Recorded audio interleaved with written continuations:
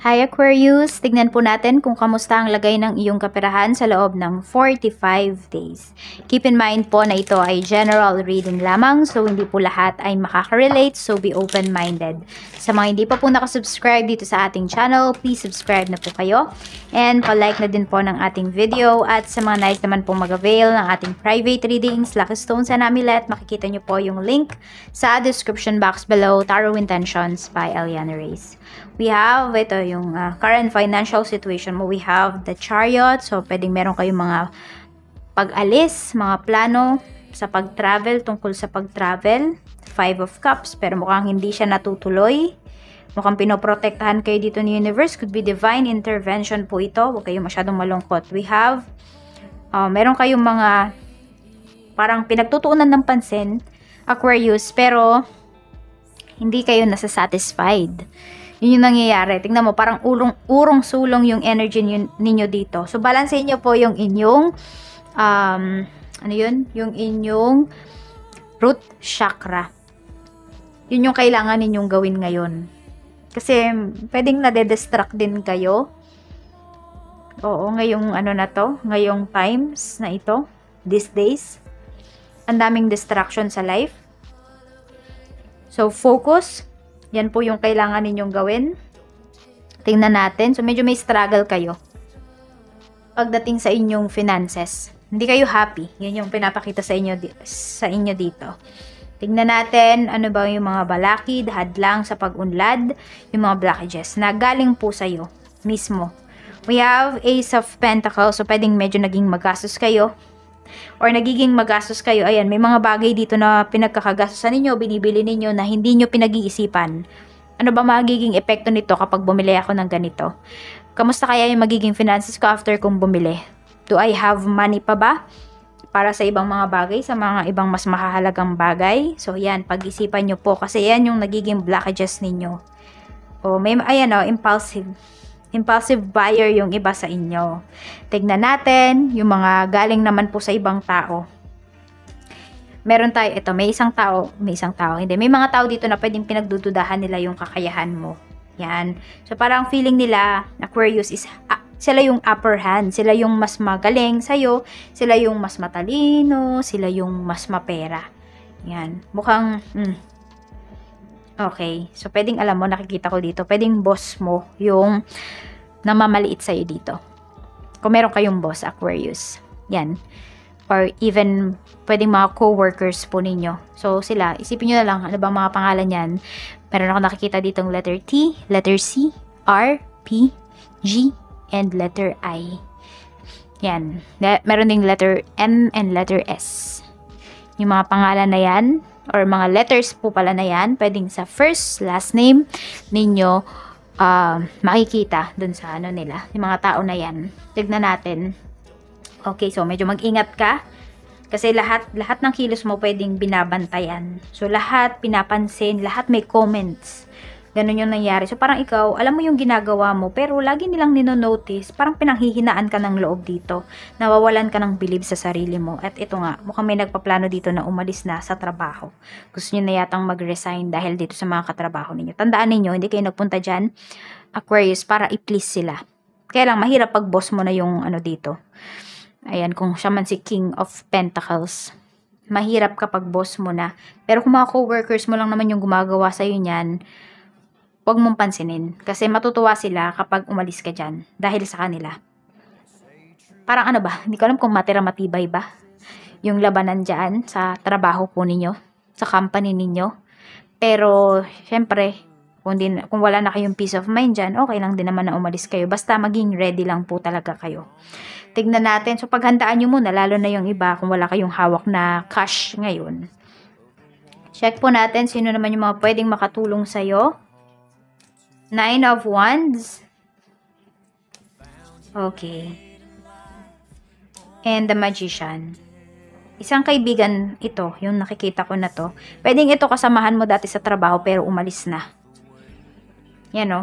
Naging ano siya, naging mas matalino siya. Kasi pwedeng wala na siyang peace of mind dyan. Tapos, pwede kasi na alam mo, meron ako nakikita dito. Yung lahat ng sinasabi niya, Aquarius, nagkakatotoo. So, kung sino man yung nambuli sa kanya, yan. Hindi ko alam kung meron kang kaibigan dito na pag tuwing magkausap kayo, hindi ko alam kung may mga sinusumpa ba kayo, Aquarius. Pero ewan ko, yan yung nakikita ko dito. Hindi ko alam, or magaling siyang mag-manifest. Baka nagpapamanifest ka sa kanya. Pero sana kung meron kong pinapamanifest sa taong to, positive things talaga pagdating sa life mo. So, tingnan natin. Ayun, isang kaibigan mo dito nananahimik na. Nananahimik na siya. Ayan. Oo. The house. Ayan, mukhang dati nga magkasama kayo nito sa trabaho. Or pwedeng ito ay kapatid mo. Aquarius. So, yan. Or pwedeng kasama mo sa boarding house or sa apartment. Message. Dati. More on dati yung energy. Past energy yung nakikita ko dito.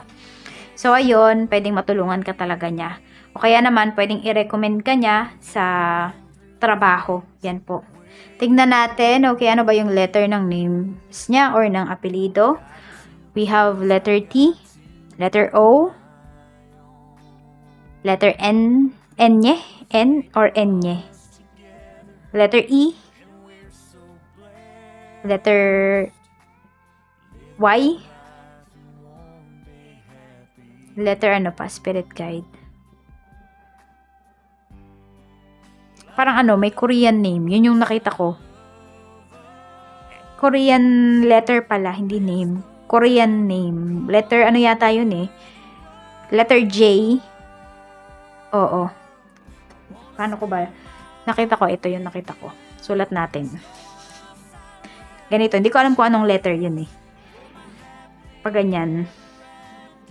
Anong letter ba yan? Basta ganyan. May letter na ganyan. Hindi ko alam kung nasaan yung iba sa inyo. Siguro nasa Korea kayo. Pero ganong letter. Pwede pong makatulong sa inyo. Or could be friend mo na nakapangasawa ng foreigner. So, ayan, tingnan naman natin yung blessings na paparating para sa'yo, Aquarius. Ngayong 45 days. Blessing Spirit Guide. Meron tayo dito nga, blessing to find the truth. A blessing to find your way. So, ayan po. So, pwedeng ito ay about sa exam. Makakapasa ba kayo or hindi? Ano ba yung gagawin ninyo? A blessing for a fresh start. So, ayun. Pagiging clear na yung mind ninyo.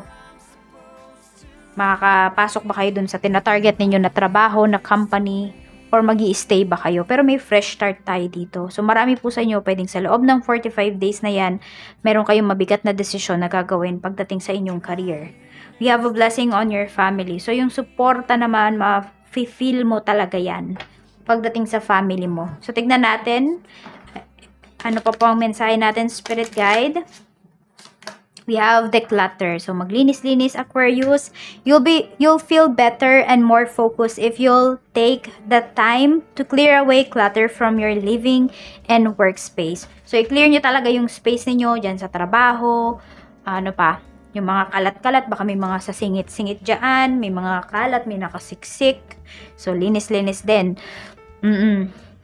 Donate what you can to help others who may need your items. Be sure to keep your schedule unclutter as well. So, ayusin nyo din daw po yung inyong schedule. Ayan. So, kailangan clear talaga yung mind ninyo dito. Maayos lahat. So, tignan po natin ano pa yung mensahe. Okay, kung meron po kayong problems in terms of finances ngayon, sa loob ng 45 days, makaka-recover po ba kayo? Maayos nyo ba yan? Aquarius, tignan natin. Deceit. Okay. Mag-ingat. Pinag-iingat kayo ni Universe kasi pwedeng maayos ninyo, pero pwede ring hindi. Pag kayo yung magpapaloko dito, hindi ninyo maaayos yan. So, lokohin nyo muna yung mga tao sa paligid ninyo na walang nangyayaring progress sa life ninyo. Dahil pag may nakita sila na progress, pwedeng ma-evil eye kaagad nila yan.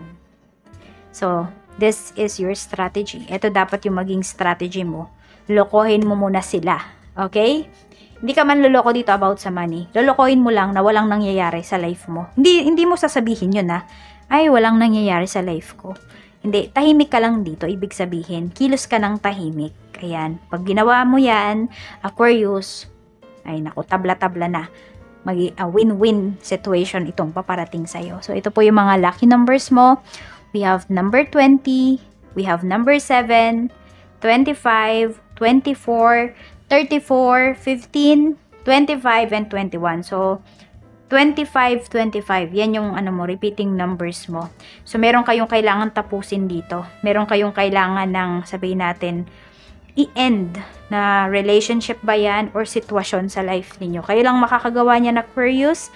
So, ayan lamang po. Maraming salamat at mag-iingat po kayo always. Bye-bye. More blessings to come.